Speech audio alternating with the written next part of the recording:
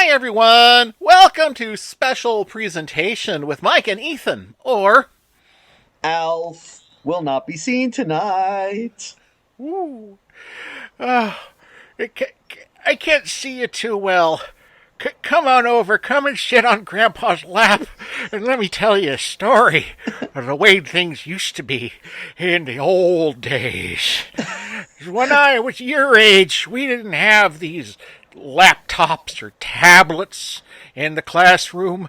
We didn't even have our own TV. They had to wheel one in from the AV room. So if the teacher wanted to teach us something, you know what they got? They got out the film strip projector. Are we this old? Because We're from the past millennium. yeah, we are. Yeah, yeah, the film strip projector. Because I think if you to really the name is deceptive. If you hear it, you think you're watching a film. You're not. No. Now, we did, in fact, have a regular film projector in my room, too. We did, in fact, watch, not videos, films. Yeah, yeah.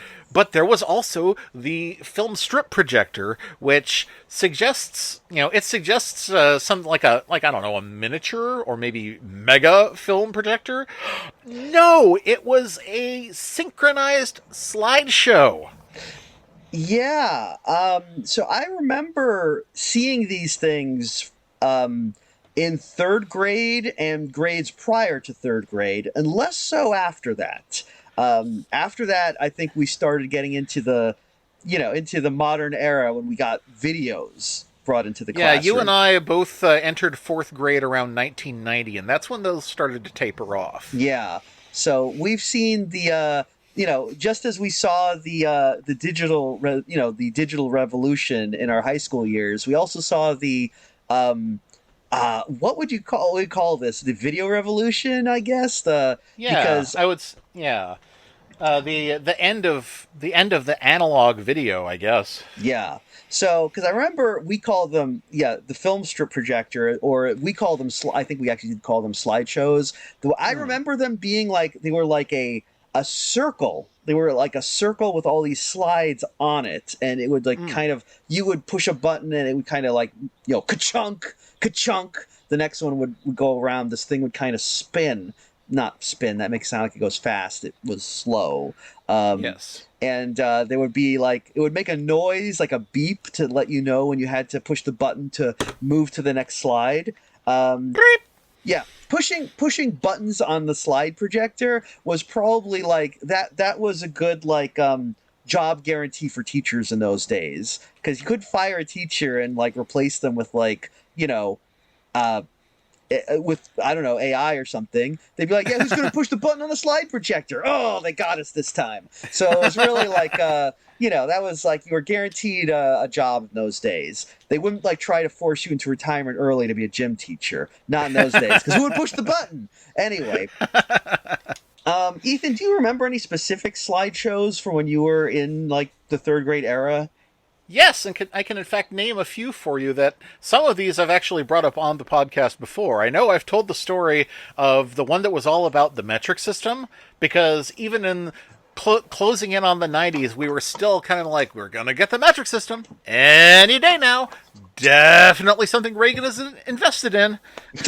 And so we got this one where it establishes that the nursery rhyme about the crooked man who walked a crooked mile was supposedly a complaint about varying systems of measurement between countries. Like you come to the border between France and Spain, and a mile becomes a different length, and you don't know how much farther you have to go. Hmm. So they talk about how the metric system fixed all that, and then there's this whole thing about, remember that crooked man who walked a crooked mile? He's now a standard man who walks a standard kilometer. Okay. I mean, yeah, it's a nice little punchline. Okay. I suppose so, yeah. Um, hmm. I did not see that one when I was in school. Um, What other ones did you see though? I'm Let's curious. see. I do remember one, which okay. Think of like that UPA animation style. Uh huh. You know, think of and it was sort of like that, except obviously it wasn't animated, but it had that same kind of stylized look to it, and it was Lewis Carroll's "You Are Old, Father William." Oh, okay. And as far as I can tell, there was no like commentary on it. It was just "You Are Old, Father William," so I think it was just for entertainment value. Oh, yeah, that's a very like elementary school thing where it's just like here's like it's an old thing by the fact that it is old, it is educational, or at least we can pretend it is. Like, that's a thing that I remember a lot. Yeah. See, the problem with "Your Old Father William" is that it has the Weird Al / Bugs Bunny effect, where everyone has completely forgotten the poem that it's actually parodying. Oh, I didn't know that there was actually um, I did not know that there was an original poem it was parodying. Yes, the poem is about how even in his old age, Father William is cheery and loves to converse upon death, and the reason is because he remembered his God in his youth. Oh, yeah, the joke one seems way better. Yeah, it really is. Huh. I will say that "How doth the little crocodile" has not replaced "How doth the little busy bee" at least. Yeah, though I mean, it hasn't replaced in the sense that like I am aware that there's an original poem, but I've never heard anyone actually recite "How doth the busy bee." Yeah. Um, I only know that like whenever anyone does "How doth the crocodile," everyone has to mention there's an original to that one. It's about a bee. Yeah. Yeah, because Alice in the movie, Alice starts reciting the original, but in the book, she tries to recite the original, and it comes out as "How doth the little crocodile." Damn, that's like some that's some real like free will existentialism there. It really is, yeah, and that happens. That happens multiple times in the book. There's a poem called "The Voice of the Sluggard." Do you know that one? I do not. Yes. Well, it starts with "'Tis the voice of the sluggard. I heard him complain. You have waked me too soon. I must slumber again." But the Carol version is "'Tis the voice of the lobster. I heard him declare, you have baked me too brown. I must sugar my hair." Okay. I like how Alice is basically doing the thing, the Bob the Angry Flower thing. Is like, I'm not going to say pancakes. I'm going to say ass. Pancakes. That is one of my all-time favorite Bobs. It is so good. It is really good. Oh, classic. Oh, Stephen Notley. We need Yep. no. The world was not ready for you. Yep. Um, And I, I don't know about you, but I definitely hear pancakes in the voice from the Powerpuff Girls. "You'll never guess what's for breakfast. Pancakes!" oh yeah, that's right. The Smiths. Yes. Oh boy, yes, yeah, it's that. Yeah, I can hear that. Man. Okay, so any other slideshows that you remember Oh, that you let's recall? see. I remember saying that I'm pretty sure I saw the. Do you remember that really cool and evocative animated version of The Legend of Sleepy Hollow that we watched for one Halloween episode? I do. I do. That was also available as a slideshow, and I Oh, think that is the version that I saw. interesting. Okay. Um, that was a way. Like there was a lot of stuff that was available as slideshows back then. Um, interesting. I don't recall seeing that one in school. Um, I do recall watching a lot of I think Newbery Award winner books done as slideshows. Oh yeah, I'm pretty sure that might be. I think I saw a version of what's it called? What's it called? Damn. Anansi the Spider that way. Yes, I think so too. I think I might have seen that one as well. Is the one where he has like six sons? Yes, I think that too is adapted from a short animation. Yes, I recall that as well. I recall a slide. I recall that in book form and in slideshow form. I also remember watching Arrow to the Sun, but that I recall being actually animated, so not a Yeah, slideshow, but an I actual like real cartoon. As a kid, I loved those because they kind of had the same visual appeal that video games did. Oh yeah. I never thought about it, but you're absolutely right. They did kind of have that. They look like pixels, you know. Yeah, everything was very iconic, very simplified, but at the same time, you could clearly tell what was going on in every picture. Yeah. Interesting. I never actually drew that connection, but yeah, they are very visually appealing. I remember that. Um, Now I remember when I was a kid. Let's see. We also watched. Oh boy. Okay, this was not a slideshow. This was not a film strip. This was another, just a regular film. Um, it was something called Legends and Tales, and it was one of the lesser Walt Disney efforts. You know, do you know this thing? Do you remember this thing? No, I just remember something else that I'm waiting for you to tell. But go, go, go. Oh, okay. Like it was, they were live action like adaptations of like like folk tales and fairy tales, and they were just like they were done in this way where like it would be a narrator basically telling the story. So like none of the people in that were on screen were actually talking. It was all being narrated, kind of like how a lot of like British stop motion animation is done. Yes, yes, Yeah. like Dougal. Or something like that. Exactly, Yeah. exactly. And the main thing I remember is at the very beginning, they had this little introductory cartoon where this kind of Robin Hood type character was playing his lute and with a fox, and he would just sing about how his name is John, and uh, like he was like, "My name is John. In Germany, I'm Johann. In Russia, I'm Ivan." I guess he was supposed to be this hero of thousand faces. Because I remember Ah, like all the kids in my class, we were always excited when they're going to show one of these movies, these Legends and Tales movies, because we were learning about folk tales in third grade class. We were always like, "Oh, it's time for another Jerky John joints." That was what we called them, the Jerky John joints. We're watching more Jerky John. Anyway, but I've got some others. But tell me what you were thinking of first. when you mentioned Disney, I remembered one that is now lost media. I actually looked it up because I was so it was so evocative as a child. When I was in like second or third grade, and longtime listener Cody can probably back me up on this one. We watched a. What reminded me of it was that you mentioned it was a Disney production. And I remember seeing one of these slideshows that featured Alice actually meeting the walrus and the carpenter and the oysters.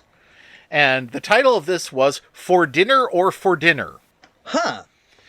And because the whole because it was all about how you can change the meaning of words by emphasizing different words, because Alice is trying to explain to the oysters, no, they don't mean they want to have you over for dinner, they mean they want to have you over for dinner.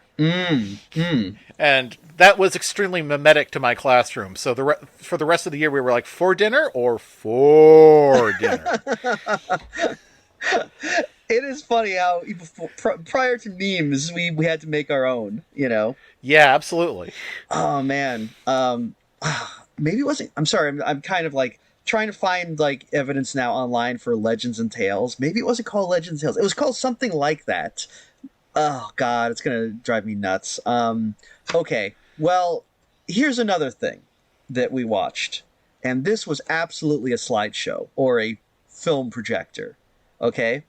Um, I'm ready. Okay, so I don't know if you watched these as well, because I've forgotten about them completely until just now. So this was a series of slideshow presentations that were teaching us about maps. We were learning about maps, like the concept of a map and how you represent things on a map and things like, and basically they were these things where like a kid for some reason would need to make a map, and he would suddenly be visited by the superhero Map Man, who was just Oh. this, and these were like live action, so they were like still images, right? And it would be like Map Man would show up, and it's like this doughy middle-aged guy with like a big fro and a mustache in like a spandex kind of like low-rent Superman costume that he rented, and he would just be like, "I'm Map Man and I will teach you how to make maps." And they would teach a kid to make maps. In the end, he'd be like, "On the way," and he'd fly away. They'd be like, "Thank you, Map Man." And Speaking of Bob the Angry Flower, my first thought is the Abacusian. yeah, oh, but here's the thing. we mostly watched Map Man shorts, but there was a second character, there was a second superhero, a lady named Compass Rose, who we appeared in a couple of these. It was sometimes Compass Rose instead of Map Man. But like Huh. I remember one very distinctly because it was this kid, and it starts off like, beep, and we see a slide, and this kid is like asleep in bed, and the kid just goes,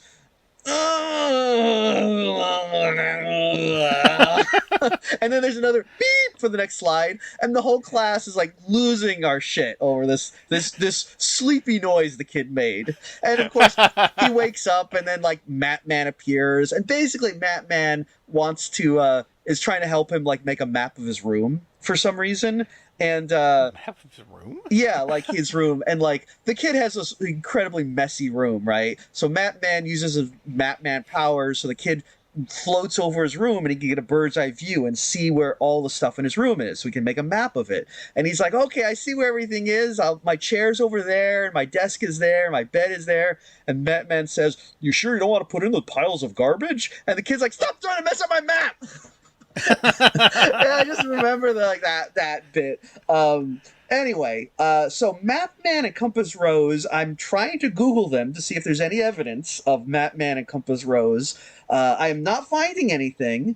But if anyone knows, so this may also be lost media, because if there's one thing we know about these educational slideshows, is that they were not really, no one preserved them. Schools No. had them and then threw them away, so they are not easy to find. Man, it makes me want to, see if I can find an abandoned school and see if there's any of these still stuck in the closet somewhere. Yeah, for real. I do remember one other slideshow we watched, and this one was about birds. And the main thing about it is that it was like a slide of an owl, right? This big kind of like snowy owl, and it said underneath it, bird. Right? It's just the word bird. Okay, and, I'm there. And, and then the voice is going on like, "Hello, children. What is this animal?" And everyone in the class is, "Owl!" And the voice is, "That's right. It's a bird."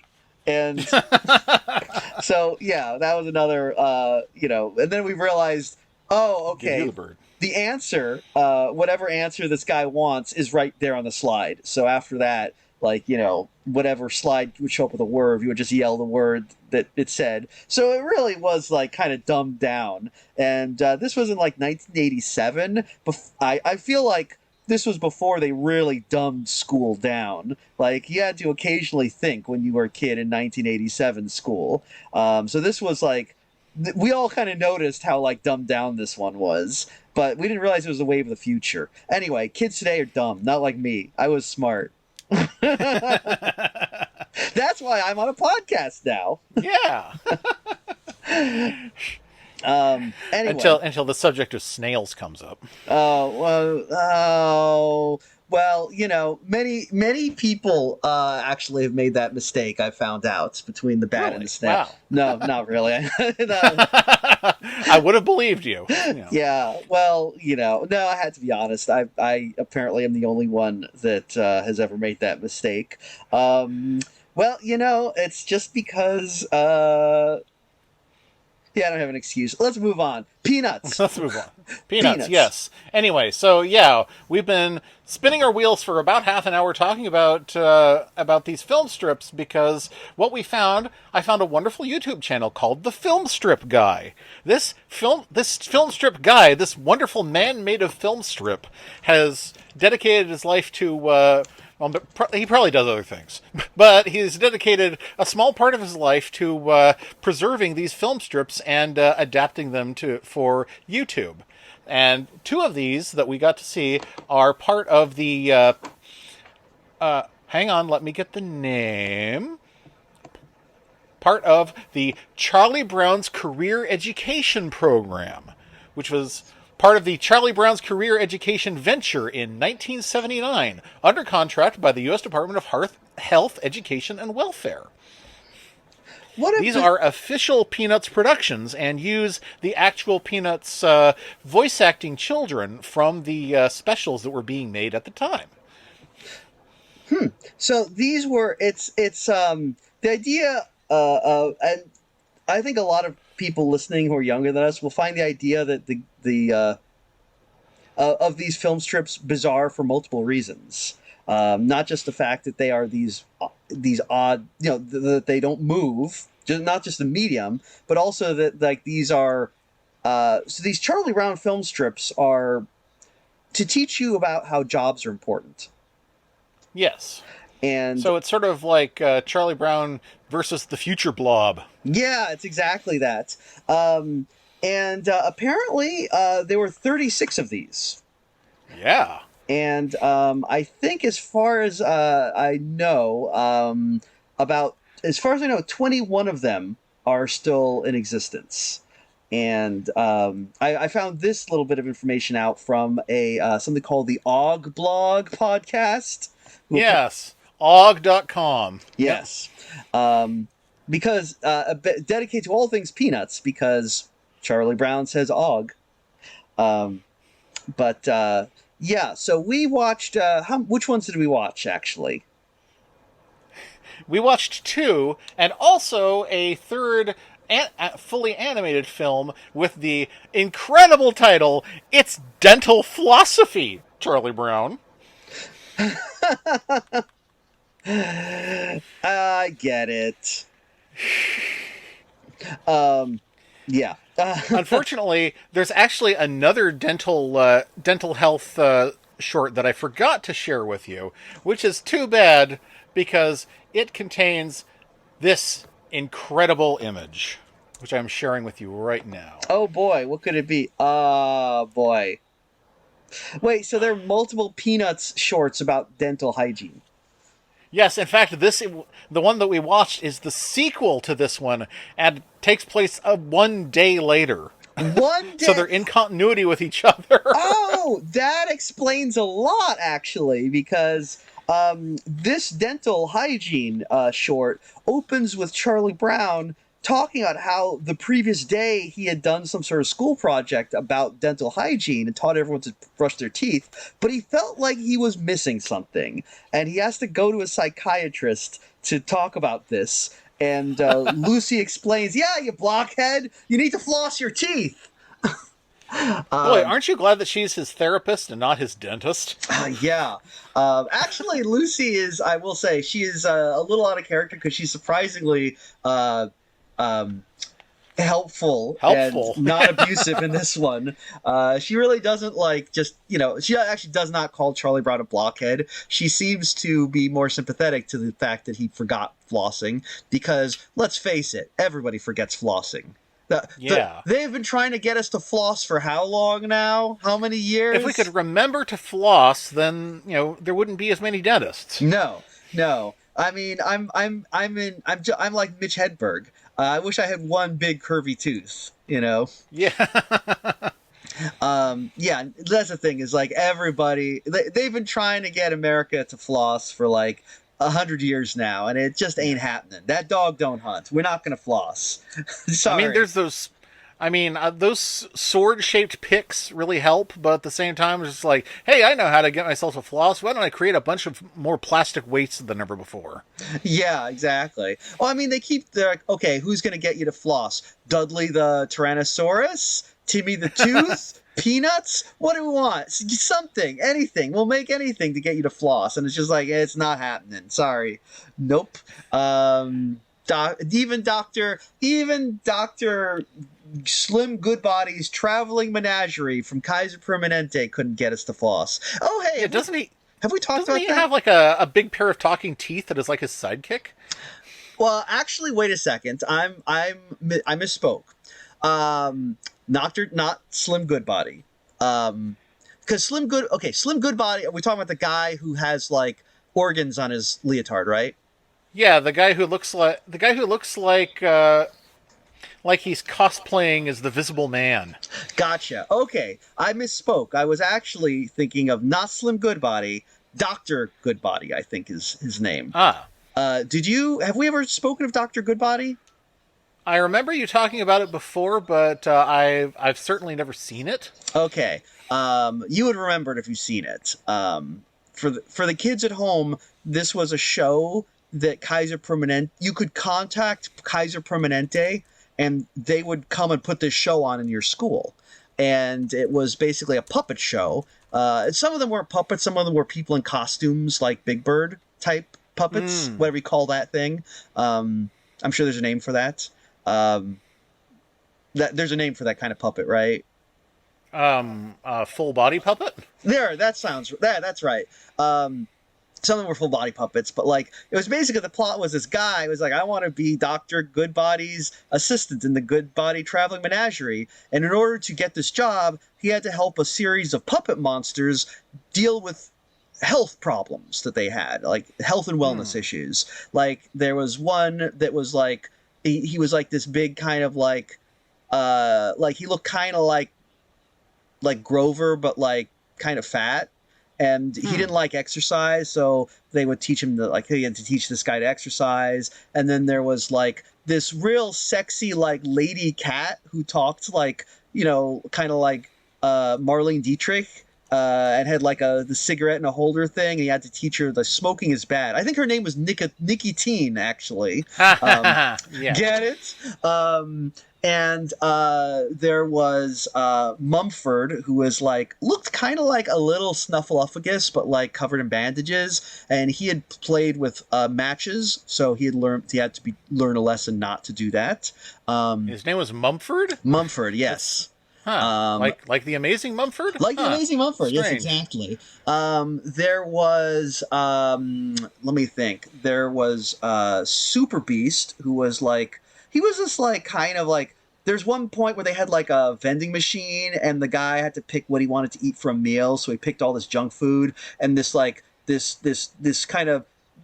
puppet dropped out that was really weak and bony and oh, I have no energy. But they put him back in and then picked all the healthy food, and he came out real buff with a cape, and now he was Super Beast and he could fly and stuff.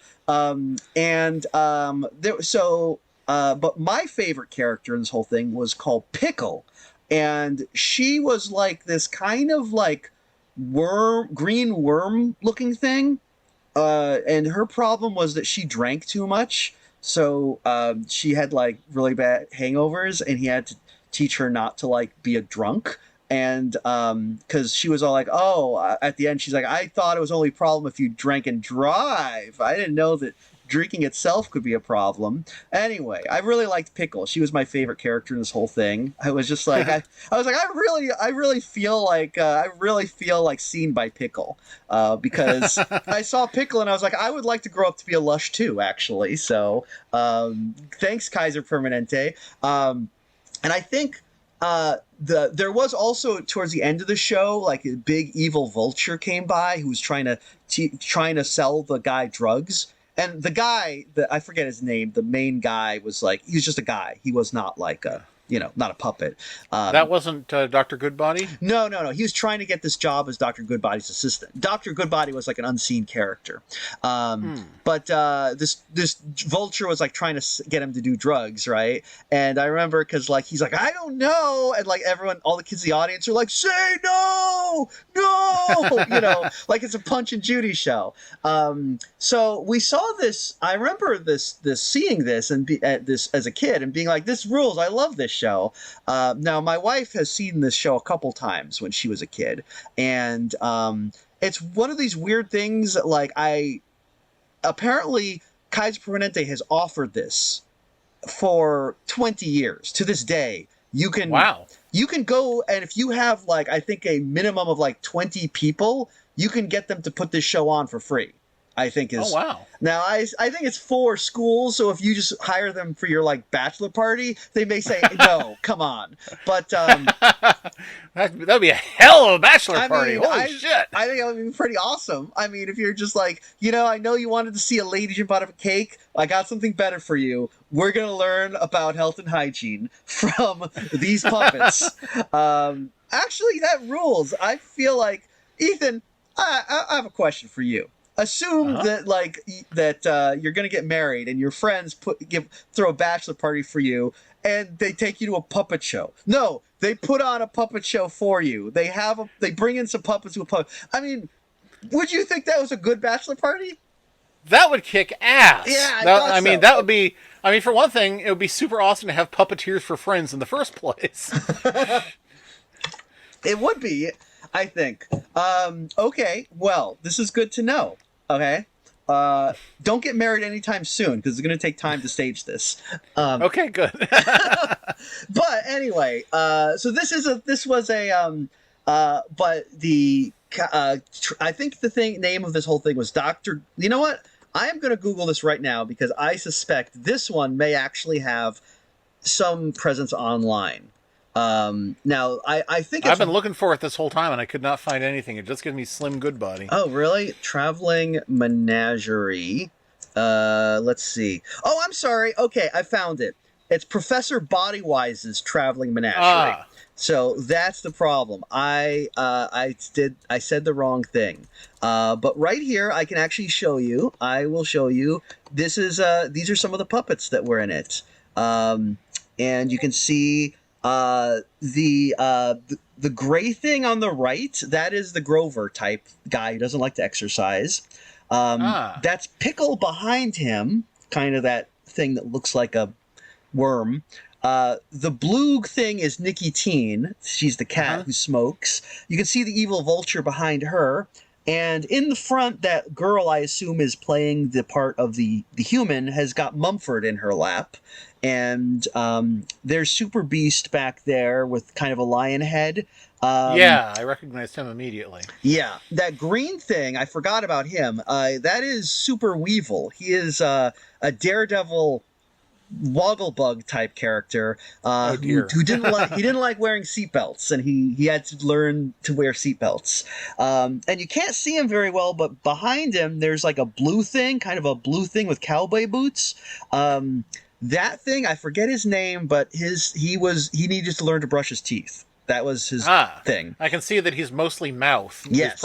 I think there are teeth projecting from it. Yeah. So this was a thing this has got a very little cultural footprint, considering it's been going on for so long, but more than Legends and Tales and more than Mapman and Compass Rose. Anyway, this was a whole other thing. This was a live production, not a slideshow, but we were speaking of, we're killing time. We got to get 2 episodes out of this because of reasons. So this is fine. Yeah. This is fine.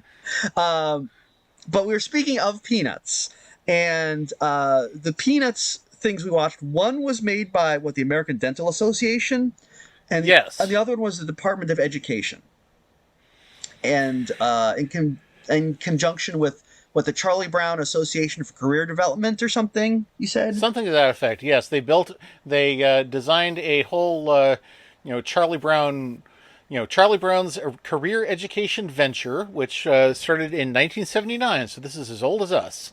Wow. And it uses the cast of actors who worked on Bon Voyage Charlie Brown and Don't Come Back. Yes. And let's see. Some of the other episodes that we do not have the option of watching are We Must Be Fair, Charlie Brown. And Schoolwork is Important, Charlie Brown. It sounds like you're trying to talk to Charlie Brown as he gets high and flips you off. I think we did watch that one though. We all have special skills. Well, we also watched Skills, and then a second one, which I think was the Schoolwork is Important. Oh, Schoolwork is Important. Yeah, that was it. Yeah, that was the one we watched. Okay. So we did watch that also, one.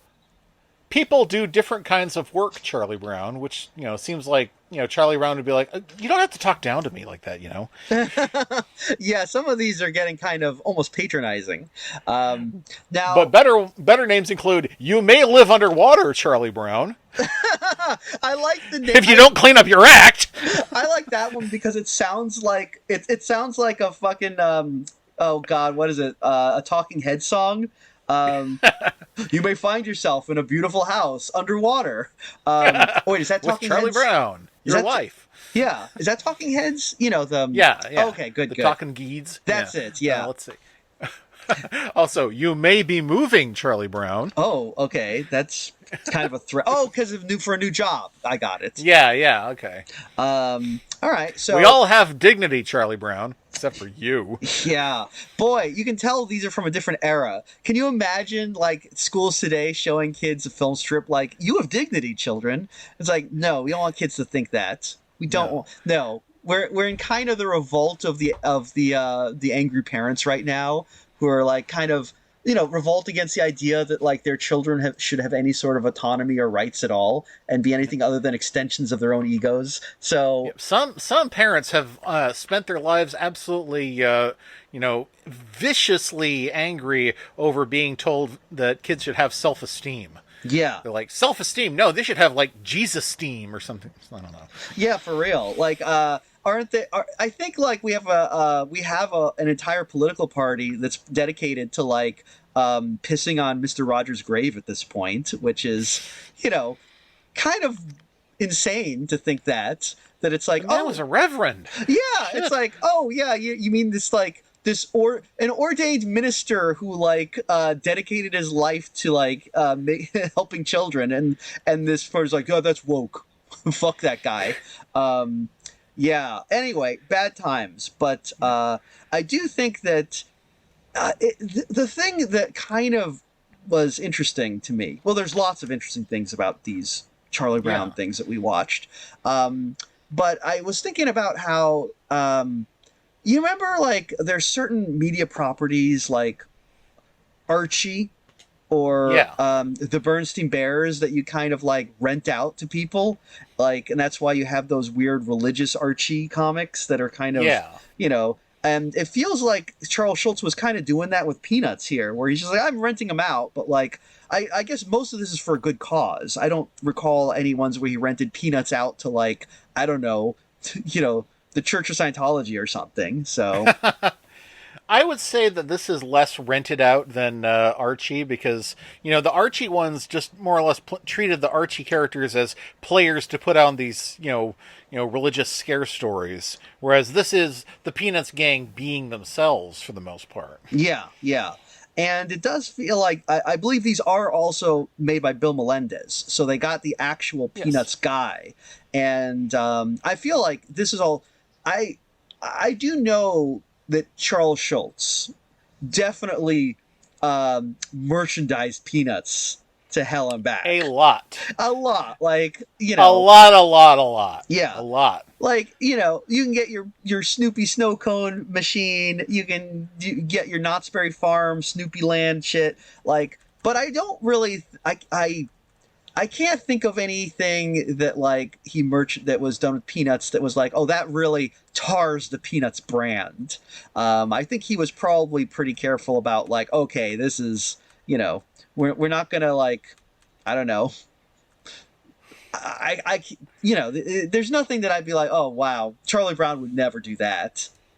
Charlie. Yeah, I'm trying to think of something that's like, what would Charlie Brown never stoop to? I was like, obviously, Charlie Brown would never do anything for like the Nazi Party or anything, but Charlie Brown is hardly alone in that. No, well, nowadays he might be. There's.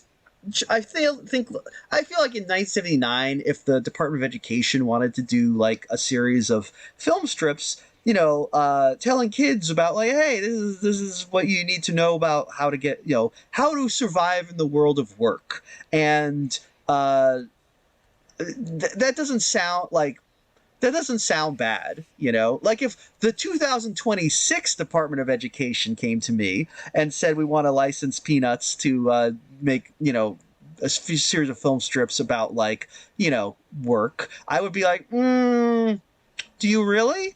What's you? Yeah. Is that really what your actual aim here? What are you not telling me, exactly. Government in 2026? Exactly. Also, I'd be like, didn't you get disbanded?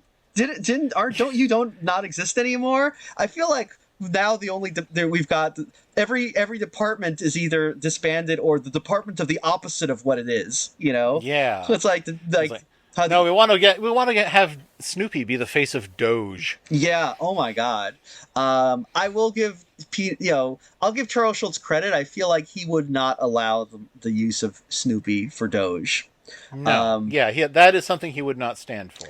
I will say, like, I feel like there are very few artists that have, and I mean anywhere in the arts, who have like, oh yes, please use my image for Trumpism. I feel like it's generally the same three guys over and over, you know? Yeah. Where it's like, we're gonna put we're gonna put Vanilla Ice as the face of the Kennedy Center or something. Yeah, he'll do anything apparently. What apparently. Or did he drop out? I don't know if he's dropped out. Maybe I'm slandering Actually, him. they had to cancel the whole thing because everyone dropped out but Ice. As far as I can tell. Man, what a loser. Can you imagine being the one guy who didn't drop out? Left holding the bag. God. The ice bag. That guy just can't win. No. And you know why? Because he's a loser. He's kind of I feel like Vanilla Ice is kind of he's kind of an Elon Musk type. I think so too. I don't know him, but in interviews I've read with him, he does not seem especially smart. He just is someone who, no matter what he does, you're just like, that's a loser. That guy is a loser, Like, he's kind of dumb, he's kind of self-righteous, he's, like, kind of full of himself. But, I mean, it's just that stench of, like, this guy desperately wants to be cool. And there is nothing that makes someone uncool faster than that, Like, Charlie Brown is cooler than Vanilla Ice. They never made a movie called Cool as Charlie Brown. No, but he's cool. I mean, Charlie Brown is cool just because he's like, he kind of, I mean, in the sense that he's like not like fronting about how cool he is, Yes. Charlie Brown knows he's not cool, but he wants to do better. Yeah. And you know what? That's pretty cool. Yeah. And we know that he actually does have a natural coolness to him that he could tap into, because he was very cool when he was the bag-headed kid. So that's right, Mr. Sack. Yeah, everyone loved Mr. Sack as long as they didn't know it was Charlie Brown. Yeah, so I mean that says something here. But anyway, so these film strips is let's talk. Should we talk about the actual content of these film strips? Okay, these film strips are, the most interesting thing about them is that we have talked in the past about the inclusion of more ethnic groups as Peanuts went on. But Peanuts never had, in the comic strip at least, a regular Latino or Latina character. These film strips do, in fact, introduce one, and she's kind of the main character because we follow her through the whole series of film strips. Her name is Delores, and she lives in Charlie Brown's neighborhood now. Yeah, she kind of looks like Lucy. She kind of dresses like Lucy. And she's got similar hair, except that she has kind of these two kind of like spring-like coils coming out of the back. So yeah. And we're told in some of these that she actually moved here from Mexico. Yeah, I think specifically Mexico City, in fact. So, she does speak Spanish, I think, in a few of them, or she teaches. Yeah, she teaches Spanish in one of them. Yes. Yeah. Now, she has the other distinguishing thing about her. She does have freckles, and she does have darker skin than any other Peanuts character except Franklin. So she is definitely ethnic. And she was introduced in 1979, so, very of the times, because I think it's, now, the only source of information we really have about any of this is, kind of the Og blog, as far as I know. Mm-hmm. And it doesn't seem like there's any, we don't know who came up with Delores, whether she was someone added by mandate of the Department of Education, or whether the Charlie Brown's Career Development Office thought like, well, there's a lot of Latino kids in schools, we should probably have, someone who they can relate to. So we don't know who came up with Delores, but I mean, was Wasn't it a letter from a fan who that spurred Charles Schultz to create Franklin? Uh, that sounds right. That sounds right. Do you think that Charles Schultz came up with Delores? He might have. He may have, in fact. Yes, here it is. It says in 1968, a Los Angeles schoolteacher named Harriet Glickman wrote to Schultz asking to introduce a black character. At the beginning, Schultz gently said no to her request. He knew that he and other fellow cartoonists were afraid of patronizing the African American community. But Glickman wasn't discouraged and kept in touch with him and changed his mind. On July 1st, Schultz wrote to her and said, I've drawn an episode which I think will please you. And on July 31st, he introduced Franklin. So, Huh. What was her name again? Glickman? yes, Harriet Glickman, yes. Huh. Interesting. Do we know anything about Harriet Glickman? Just out of curiosity. Not really. That seems to be her major, contribution apart from, being a teacher. So I wonder how many people remember Mrs. Glickman and how important she was to them. Let's see. I looking her up, I have found her obituary in the New York Times. She died at 93 in oh my god, in the year 2020. So she actually was with us just until died. Wow. Yeah. It's interesting. Let's see. I'm just curious here. I'm curious, like, if we. Okay, so it says here. Yeah, Ms. Glickman was a former schoolteacher in California when the Reverend Dr. Martin Luther King Jr. was assassinated in 1968, shocking the nation, heightening her concern about what she saw as toxic racism that permeated society. She began thinking of ways the mass media shaped the unconscious biases of America's children. And she felt that something could be done through our comic strips. She wrote to several cartoonists, including Mr. Schultz, urging them to add black characters. That's interesting. I wonder who else she wrote to. Yeah. Who would you have written to? Did you? I mean, what other long-running comic strips were there? I was like, actually, the first thing I think of is Gordo. I wonder if Gordo has any black characters. Which one is Gordo now? That was the one that actually took place in Mexico. Oh, was that around 1968? Oh yeah, that kept going up until around, I think it ended in 1985. Okay. Interesting. So that would, I wonder, because, like, I would think if I were Miss Glickman, I would probably be like, well, we need a black character in, like, a comic strip that takes place in America. Because, like, like, we already know that Mexico isn't racist, Yeah. That's why... Well, I found... Mm-hmm. Did you find a picture of Mrs. Glickman? Yes. She is white. I was surprised to find she's white. Yeah. Yeah. So. That's why I was wondering about, because I'm going to say that when I heard the name Glickman, I did assume she was probably white, which made me wonder, So it is, to her credit that she was concerned with this. Probably as a teacher, she probably taught, like, children of many races, and probably, was concerned about, like, the world that they were growing up in. I think she was right, because as the world became more and more subject to mass media, the mass media itself became prescriptive. People began to see the world as reflecting media rather than the other way around. Yeah. So it was definitely important to have many more kinds of faces on the screen, so people growing up with TV would recognize that it's not, the other people you see who don't look like you aren't aliens or monsters. They are a kind of person, and here's an example. Yeah, absolutely.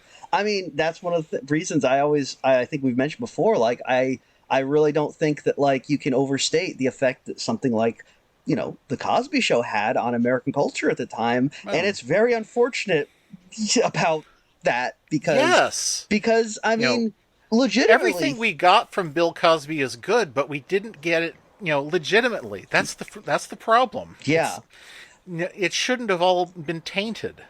Yeah. Okay, here's some more interesting stuff about Miss Glickman, though, here. So she wrote to, does not say who else she wrote to. Perhaps she wrote to Wizard of Id and BC. What other comics in '79? Eek and Meek. Eek and Meek. Was Garfield around yet? I feel like Garfield was just on the Yeah, scene. Garfield had just come out. Imagine. So I wonder if she. Yeah, I wonder if she wrote to Jim Davis asking him to introduce. Well, I mean, we're almost at 50 years of Garfield and nothing yet. Yeah. So let's see. So here's what it says. It says that she recognized that loyal Peanuts readers might be nonplussed or even annoyed by a new character. So she wrote a letter to Mr. Schultz that made a reasonable case for adding a black character while acknowledging the risks involved. I'm sure one doesn't make radical changes in so important an institution without a lot of shockwaves from syndicates, clients, etc., she wrote. You have, however, a stature and reputation which can withstand a great deal. And then it's like, Mr. Schultz replied later that month, many cartoonists, he wrote, would very much like to be able to do this, but each of us is afraid that it would look like we're patronizing our archaic word friends. Yeah.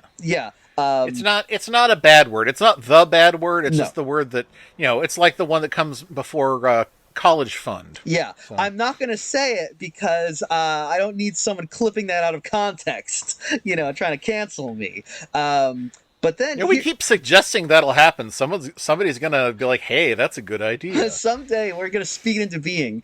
Honestly, no, it won't, because we're uncancelable because we're so charming. Everybody loves us. But here's where it gets interesting. You're uncancelable, Charlie Brown. Yeah. So listen to this. Okay. Ms. Glickman asked Mr. Schultz if she might share his letter with some black friends to get their input, and he agreed. One of those friends, Kenneth Kelly, a neighbor with whom Ms. Glickman protested housing discrimination, wrote that adding a black character without great fanfare and, quote, in a casual day-to-day scene would allow black children to see themselves in popular culture and, quote, suggest racial amity. Mr. Schultz responded to Ms. Glickman at the beginning of July that she should look out for a strip to be published toward the end of the month. So there was a little bit of back and forth. This is kind of interesting. Yep. Ms. Glickman also sounds like she was really she really walked the walk. I feel like we often talk about how John Brown is the only good white man, but perhaps we should add that Harriet Glickman might be the only good white woman. Yeah, for real. So this is, I think this is fascinating for many reasons because it really, Peanuts is such an interesting, we've talked about it before, how Peanuts is this kind of weird singular institution in American life. It's not like it's the one thing that's like, oh, it's about feeling bad, but it's super popular. Yeah. And it's about feeling bad, but it's about the entertainment value of feeling bad, not of victimizing others, but being victimized oneself. Yeah. Because when you watch a Tom and Jerry cartoon, we're not supposed to empathize with Tom as he gets a red hot frying pan in his face. We're not supposed to be like, oh God, will the torture never stop for this poor cat? Because he brings it on himself. Yeah. Thing is, you could argue that Charlie Brown brings it on himself, but often it's just because he dared to dream. Yeah. I mean, Charlie Brown does bring it on himself because, the energy he puts out is the energy he gets back. But it is what it is. I think though, but it's just interesting that Peanuts really did have it's. Well, I guess it's hard to think about comic strips now because we live in this fractured world. But comic strips throughout a large portion of the 20th century did have enormous cultural cachet because they were always there. Everybody read the same comics. They were in all the papers, so everybody knew who they were. But they were also very quiet.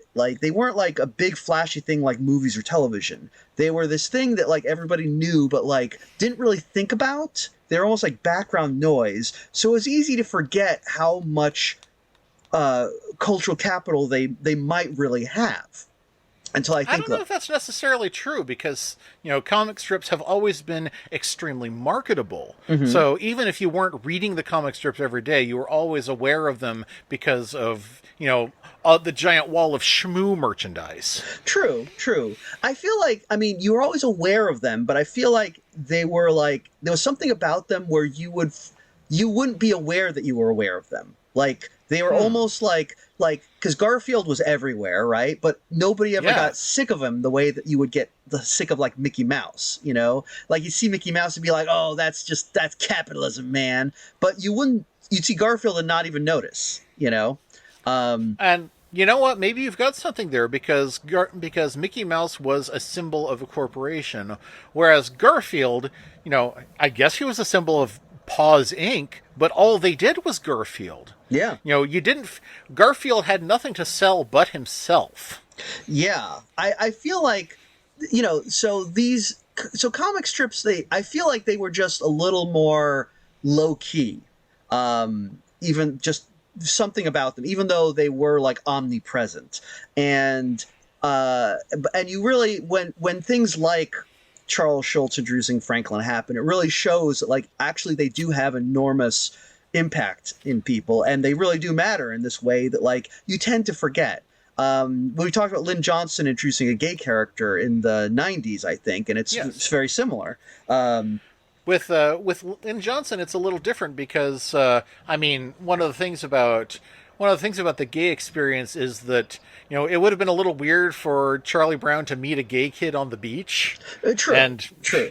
but because with Lawrence from For Better or For Worse, it wasn't just any old now we have a gay neighbor. It was specifically one of Michael's childhood friends coming out to him, and Michael making the decision that it wasn't going to get in the way of their friendship. Yeah, it's a very. I mean, it's a different style. It's a different vibe because obviously, I think you would say that like being gay is what is that oh, fuck, I can't remember what you call it. What is I don't know. a non-refundable stigma? It's not the right term. I'm not sure. Let me see. I'm gonna. You know what? What term is this? Let me ask my psychologist wife. Hey, psychologist wife. What do you call that thing? Batman, get in here. What do you call that thing where you have a stigma where you can hide it? Discreditable. Thank you. Okay, it's discreditable versus what? Creditable stigma? Discredited. Discredited? Because if it's visible, you've already been discredited. Okay, thank you. All right, so the difference is a discredited versus discreditable stigma, because which basically means a stigma which can be hidden versus one which cannot be. Because being black is a discredited stigma because everyone's going to know you're black. It's like looking at you. But when you're gay, they might not. Well, actually, I guess sometimes they might not know you're black if you're passing. But, like, you know what I'm saying. I'm just, oh Right. my God, these cats. No, Jasper, you're not going there. Riker? And if they're racist against cats, you're in real trouble because everyone knows you're a cat. Unless it's the that's internet. true. Sorry, I had to just juggle these cats to make sure that like Jasper didn't try and steal Riker's wet food here. Okay, Yeah. all right, back to the peanuts. Sometimes it's too bad we don't do a vidcast. We'd like to see you juggle the cats. People do love cats, so we'd definitely be way more popular if everyone could see the cats. But yeah, so there's a little bit of difference there. All things considered, are there any comic strips that have introduced a trans character recently? Not one that I can think of. I mean, unless you're looking into webcomics, which probably have more trans characters per capita than any other media. Well, webcomics. I mean, I'm talking about real things. No. Well, webcomics, of course, because they're full of trans. All the web cartoonists are trans, of course. They're all going to be. We've discussed this before. If you did a webcomic in the 90s, congratulations on your transition. Or your Sinfest. That's it. Yeah. But Or you're a Nazi and there's just like no overlap. Oh, there's a little overlap. well, yeah, between Sinfest and the Nazis, there's a little. Or do you mean between? Or there's some trans Nazis too? Actually, there probably Yes. are. Well, which is the trans Nazi comic? Trans Nazi comic? Is there one? I don't know. I mean, I'm not gonna. I don't. I'm not that up on the popular webcomics, but I'll bet if there was a trans Nazi webcomic, it would be very popular. It would. That would be. You know. That would be. I feel like it would be very much like the new clan from Mr. Show. Well, in any case, that's why we're having this moral panic moment, because there is no newspaper comic that's done this to fix everything. Or actually, they probably couldn't now because everything's so fractured. It's not like everyone's reading the newspaper, and also they would probably get murdered. Yeah. But Jim Davis, your moment is now. Your moment is now. You missed out on. You let Charles Schultz scoop you on the first black character, and you let Lynn Johnson scoop you on the first gay character. Garfield should come out as trans, and therefore you'd finally be the first one on that train, on that. You know what? I'll bet. You know what? I'll bet would have a trans character. In fact, I'm looking through the archives, thinking maybe I'll find one. Safe Havens. Which one is Safe Havens? I don't recall that one. It is the third comic strip by Bob Holbrook. Oh my god, that guy's a machine. How does he do it? How does he do it? He has to come up with 3 jokes a day, every day. Yeah. Now, I feel like that does not surprise me at all, considering that what are his 3 comics? There's On the Fast Track, Kevin and Kel, and Safe Havens. Oh, is Kevin and Kel in newspapers? Some, I think. Oh, okay. I assumed that was a webcomic. Okay. It is, but it's a webcomic that gets licensed out to newspapers. Gotcha. Okay. Well, considering that he was the first one to do a furry comic, I would not be surprised at all if he would be the first one to put a trans character. Yep. Because, I don't know. It's is Wizard of Id still going? Come on, Brent Parker, do something. God, Okay, who would come out as trans in Wizard of Id? Oh, Bung. Of course. The Jester? You know what? That scans. Oh my god, that scans. It's... Oh, that's so... But I think it's... it's very funny that Bung has, a crippling substance abuse problem. It's a different time. Yeah. Bung or Turnkey? Oh, shit. I feel like I feel like Spook and Turnkey can be a T for T couple. Oh, absolutely, yeah. They may already be. They only know each other. What does it matter if they start addressing each other by different pronouns? That's true. I mean, it's not really clear what Spook is. Just covered in hair. Yeah, and when he or she, appeared on as a Muppet, it was green. Oh, geez. Well, there you go. Boy, we're giving Wizard of Id more play than it's received in probably the last 30 years. Yeah. Okay, who would come out as trans in BC? I'm thinking either Thor or the cute chick. Interesting. Thor. Which one is Thor? Thor is the tall one who's an inventor. Oh, wait. I don't remember him. Let me look him up. Thor BC. Let me take a look at Thor. Oh, this guy? Yeah. Okay. I always... The problem with BC is, it's always just they're a bunch of interchangeable cavemen. They have different colored hair, though. That's cool. That's very helpful in a black and white strip, Clumsy is the only one that I can ever really keep clear. Yes, you can tell because he's got the glasses. Clumsy Carp is his name, actually, is apparently. Oh, huh. I forgot. The cute chick is now named Grace. Oh. Well, I guess Johnny Hart went woke. Yeah, I guess so, huh? What's the fat broad called now? Jane. Oh, okay. Huh. Jane. Ah, boy. Okay. I mean, I get it. I get it. I get why he would do that, but I don't know. I don't know.